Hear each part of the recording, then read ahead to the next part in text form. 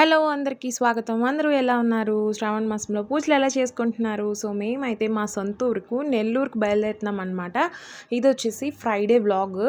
So, Friday రోజు మేమైతే ఇలాగా బస్సులో అయితే బయలుదేరామండి. ఇదొచ్చేసి సోహాన్ ట్రావెల్స్ అనమాట. చాలా బాగుందండి. హైఫైగా ఉంది మోడర్న్ టెక్నాలజీతో.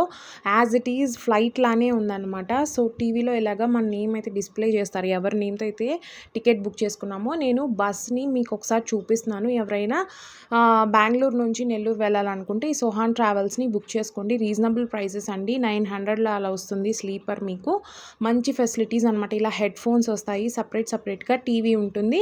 మనం ఆ హెడ్ ఫోన్స్ని యూస్ చేసుకొని మనకి ఏ మూవీ కావాలంటే అది వాచ్ చేసుకోవచ్చు. అలాగే ఫ్లైట్లో లాగా మన నేమ్తో వెల్కమ్ అనేసి ఇలా డిస్ప్లే అయితే చేస్తున్నారనమాట. చాలా కంఫర్టబుల్గా ఉంది. ఇది వచ్చేసి నెక్స్ట్ డే మార్నింగ్ అండి.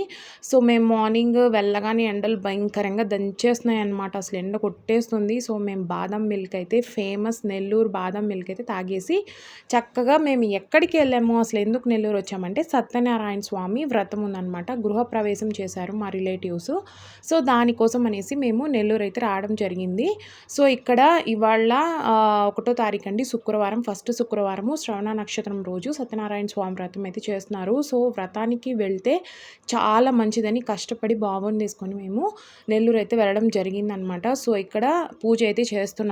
చూడండి, స్వామివారికి చక్కగా వెండి మండపంలో స్వామివారిని కొలువు తీర్చి అలాగే కలశం పెట్టి చక్కగా పూజ అయితే చేస్తున్నారనమాట. సత్యనారాయణ స్వామికి ఇష్టమైన రవ్వ ప్రసాదాన్ని కూడా పెట్టారండి. అలాగే వడలు, పొంగలి అవి కూడా చేశారనమాట. చూడండి, ఇక్కడ స్వామికి ఇష్టమైన రవ్వ ప్రసాదం పెట్టి అలాగే కథలు చదువుతున్నారనమాట. 5 కథలు చదువుతారు కదా సత్యనారాయణ స్వామి వ్రతానికి. సో, ఈ కథలు విన్నా కూడా వ్రతం చేసినంత ఫలితం ఉంటుందంట. సో, తప్పకుండా మీరు కూడా ఎవరైనా వ్రతానికి పిలిస్తే తప్పకుండా వెళ్ళండి. వీలైతే మాత్రము తప్పకుండా వెళ్ళి స్వామివారి కథలు విని ప్రసాదం తీసుకొని భోజనం చేసి రండి. వ్రతం చేసినంత ఫలితం అయితే వస్తుందంట. నేను ఆ కథలలో విన్నాను. చాలా మంచిదండి. సత్యనారాయణ స్వామి వ్రతానికి పిలవకపోయినా కూడా వెళ్ళాలంట. సో, వెళ్ళి స్వామివారి ప్రసాదం తీసుకొనేసి మనము ఆ ప్రసాదాన్ని తీసుకొచ్చి మన ఇంట్లో వాళ్ళకి ఇస్తే కూడా చాలా మంచిదటండి. ఇది వచ్చేసి నేను గృహప్రవేశానికి ఇలా రెడీ అయ్యాను అనమాట. సో, సింపుల్గా నేను గోల్డ్ శారీ విత్ వర్క్ బ్లౌజ్తో మ్యాచ్ చేసేసాను.